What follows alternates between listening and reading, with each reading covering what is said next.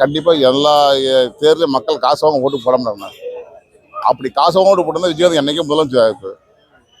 நிறைய பேர்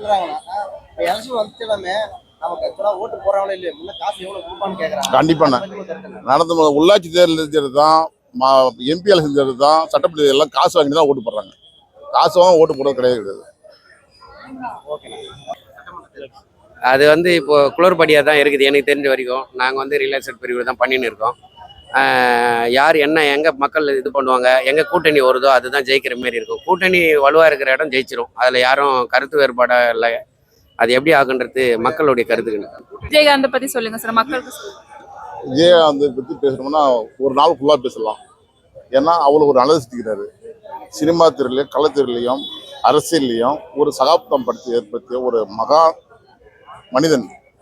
அவரை போல ஒரு மனிதன் வாழணுமா இனி யாரும் முடியாது. ஏன்னு கேட்டால் விட்டுட்டு சென்றதை வந்து நிரப்புறது பெரிய கஷ்டம். பல பேருக்கு புதுமுகங்களுக்கு வாய்ப்பு கொடுத்தாரு. சினிமா துறையில் அரசியலே தெரியாதவங்களுக்கு அரசியல் கற்றுக் கொடுத்தாரு. அரசியல் பாடம் எடுத்தார். அந்த ஒரு மனிதன் இன்னைக்கு ஒரு நினைவாகுது. அது ஒரு குரு பூஜையை வந்து மக்களாக அறிவிச்சாங்க. அதை ஏற்றுட்டாங்க மக்கள். நீங்கள் நடிகர் அந்த மக்கள் வந்து சொல்கிறது தப்பான மீடியாக்காரங்க எல்லாம் ஒரு விமர்சனம் பண்ணி தான் ஒரு புறந்தள்ளிட்டாங்க. இல்லைன்னா நீ பேசுகிற மக்கள் எல்லாமே மீடியா சேர்த்துக்கிங்கன்னா இன்னைக்கு ஒரு ஆளுங்கட்சி அவர் எதிர்கட்சியாக இருந்த தலைவர் ஆளுங்கட்சியாக இருப்பார். மக்களுக்கு சேவை செஞ்சுருப்பார். அரசியல் வராதுக்கு முன்னாடியே சேவை செஞ்சுக்கிட்டு இருந்தார். மக்களுக்கு எந்த ஒரு நிதியோ கேட்டு பெறவில்லை, அரசாங்கம் தரவில்லை. ஆனால் அவர் செஞ்சார். அவர் நிதி உதவியோ போகிறது கார்கில் போர் எல்லாத்துக்கும் உதவி பண்ணார். எல்லா மக்களுக்கும் வாழ வச்சார். வாழ்ந்து கொண்டிருக்கிறார் இந்த மக்கள் மனிதல். அவர் மண்ணை விட்டு போனாலும் மனதில் எல்லா மனிதனும் கேட்டு இருக்கார். ஐயாவுடைய புகழ் வந்து இன்னும் அவருக்கு உயிரெலாம் போகலை, வெளி ஆத்மா வந்து போயிடுச்சுன்ற ஒரு வார்த்தை தான். அவர் இன்னும் உயிராடே இருக்கிறதா தான் நாங்கள் நினச்சின்னு இருக்கிறோம். ஓகேங்களா. அவருடைய சேவை அதெல்லாம் வந்து அவர் உயிராடை இருக்கும்போதை விட இப்போ அதிகமாக மக்கள் உணர்றாங்க.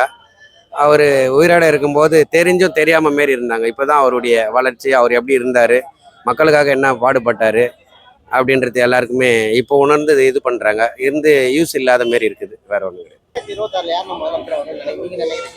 2020 மாற்றங்கள் வந்து தேவைப்படுங்க. அதை நான் இப்போ இருக்கிற சூழ்நிலை சொல்ல முடியாதுண்ணா. மாற்றங்கள் விரும்புகிறாங்க.